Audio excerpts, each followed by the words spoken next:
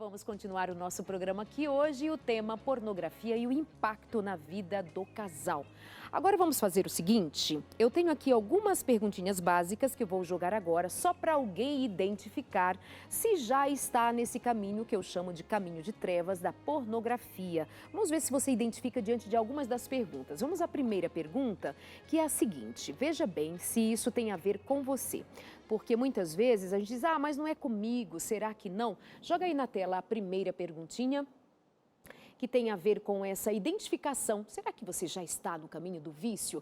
Você fica paralisado quando vê uma mulher atraente? Sabe aquela mulher que vai passando ou está perto de você, ou no ambiente de trabalho, e você não consegue se curar? Primeiro você faz passa um scanner no corpo dela e você fica absolutamente excitado. Passa por aí alguma coisa? Sim ou não? Próxima pergunta, para ver se você identifica-se como alguém que talvez esteja nesse processo de vício, porque isso é muito interessante, né? Fazer algumas perguntas para si mesmo. Segunda pergunta, você se masturba diante de imagens femininas? Isso é importante, vai verificando. Muitas vezes o indivíduo pensa, não, isso não tem a ver comigo, eu só dou uma olhadinha de vez em quando. Luz acesa aí para você pensar. Próxima pergunta. Se quiserem comentar, tá, colegas? É só pedir. Deixa eu só fazer uma pontuação a respeito dessa pergunta, porque muitas vezes as pessoas acham que pornografia está só ligado ao ato sexual, mas existe um prejuízo também na contemplação, muitas vezes, de mulheres nuas ou até seminuas, né? Então é aquela coisa, você tem o seu Facebook, você tem o seu Instagram, você tem com pessoas que você conhece, pessoas do seu círculo social, tudo, e que muitas vezes são pessoas que têm práticas de postar fotos, muitas vezes insinuantes, e isso também traz um prejuízo, porque começa aquela questão da grama do vizinho é mais verde, né?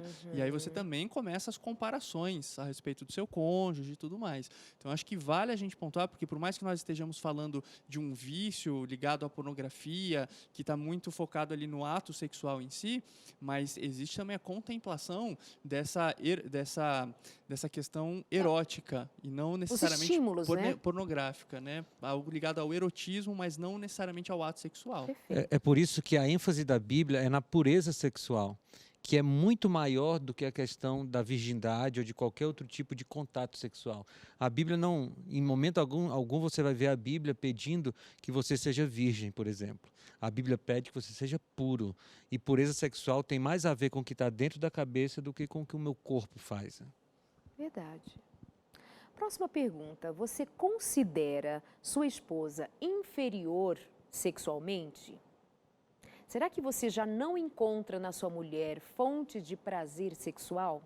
Será que já não bebe da cisterna, usando a expressão bíblica, Salomão, que a sua mulher, como também o seu marido, não há satisfação plena na relação de vocês, porque há um comparativo, há uma busca de uma outra espécie de prazer. Isso quando não se fala em subjugar o outro a práticas que não estão de acordo com o ideal do outro, com os princípios do outro, que acontece também. Que aí já gera violência, né? Já é violência. Já é violência e caso de polícia, é bom dizer isso, violência né? física e emocional. Física e emocional. É verdade, caso de polícia. A gente está rindo aqui, mas realmente se alguma mulher está sofrendo esse tipo de violência, a denúncia é um caminho. Inclusive a Igreja Adventista do Sétimo Dia tem uma campanha só sobre isso, quebrando o silêncio. A gente às vezes não fala dessas coisas e algumas mulheres, não vou denunciar, é meu marido e tal, mas se submetem a anos de sofrimento, sofrendo violência física ou emocional por causa dessas práticas desses homens. E o meu riso é porque você todo sereno, tal, é caso de polícia. Uau, que ótimo que ele sabe disso e é uma voz de autoridade como um pastor, uma liderança religiosa e que traz muito bem o contexto, o papel e o posicionamento, melhor dizendo, da Igreja Adventista, que é não à violência. Subjugar a uma mulher, ou a mulher, obviamente, por ter menos força, a subjugação masculina é muito mais difícil. Mas há homens que usam, inclusive, textos bíblicos para usar contra a mulher e fazê-la satisfazer os seus caprichos sexuais aprendidos na imoralidade, no esgoto chamado pornografia.